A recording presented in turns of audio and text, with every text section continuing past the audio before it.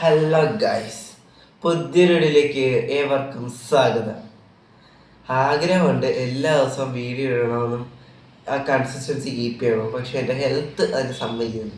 എൻ്റെ കയ്യിരിപ്പുണ്ട്, അത് വേറെ കാര്യം. ഞാൻ നമ്മുടെ കമ്മ്യൂണിറ്റിയിൽ ഒരു പോസ്റ്റ് ഇട്ടിട്ടുണ്ട്. അപ്പം ഒന്ന് അതിനൊരു റിപ്ലൈ തരുമായിരുന്നു നന്നായിരുന്നു ഗൈസ്. അപ്പോൾ ഒന്ന് തരുമെന്ന് പ്രതീക്ഷിക്കുന്നു. അപ്പോൾ നമുക്ക് അതൊക്കെ പോയി വിട്ടേക്കാം. നമുക്ക് നമ്മുടെ കാര്യത്തിലേക്ക് വന്നില്ല. അപ്പം ഇഷ്ടപ്പെട്ടാൽ സബ്സ്ക്രൈബ് ചെയ്യാനും വിലയേറെ അഭിപ്രായങ്ങൾ ഫസ്റ്റ് കമന്റ് ചെയ്യാനും ലൈക്ക് ചെയ്യാനും ഷെയർ ചെയ്യാനും _100 നമ്മുടെ ഇൻസ്റ്റാ പേജ് ഒന്ന് ഫോളോ ചെയ്യാനും മറക്കല്ലേ. അപ്പം നമുക്ക് വീഡിയോയിലേക്ക് പോയിക്കാം.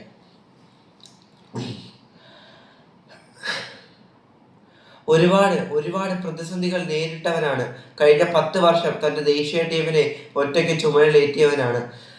2014 ലൂയിസ് രുഗ എന്ന താരത്തിന്റെ ഫൗളേറ്റ് നട്ടലിന് പരിക്കേറ്റ് പുറത്തു പോയില്ലായിരുന്നെങ്കിൽ ഇന്ന് ലോക ഫുട്ബോളിന്റെ 2 സിംഹാസനങ്ങളിൽ ആ 2 മഹാരഥന്മാർ വിരാജിക്കുന്നത് പോലെ മൂന്നാമതൊരു സിംഹാസനവും അവന് സ്വന്തമായേനെ. പക്ഷേ ഫുട്ബോൾ ലോകത്തിലെ ഓരോ ഫുട്ബോൾ പ്രേമിയുടെ മനസ്സിൽ അവനൊരു സിംഹാസനം എന്നുമുണ്ട്. പ്രതിസന്ധികളെ അതിജീവിച്ച് വന്നവനാണ്.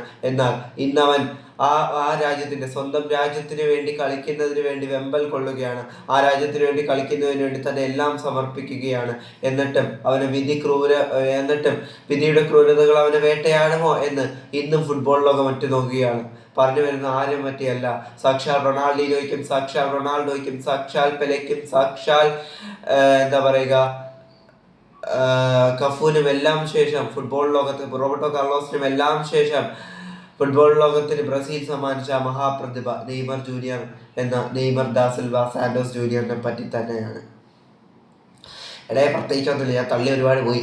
എന്ന് വെച്ചാൽ നെയ്മർ അടുത്ത മത്സരം, അത് എനിക്ക് തോന്നുന്നു നാളെയാണത്, അത് പാൽമെറാസിനെതിരെയാണ്. ആ മത്സരം നെയ്മർ കളിക്കുന്നില്ലെന്നാണ് റിപ്പോർട്ടുകൾ സൂചിപ്പിക്കുന്നത്. അതായത് ആ മത്സരത്തിലേക്ക് അലിയൻസ് പാർക്കിൽ, അതായത് സാവോപോളയിലെ അലിയൻസ് പാർക്കിൽ ബ്രസീലിയൻ സീരിയലാണ് നെയ്മറിൻ്റെ ആ ഒരു സാന്റോസിന്റെ അടുത്ത മത്സരം. Santos relegation സോണിലാണ്.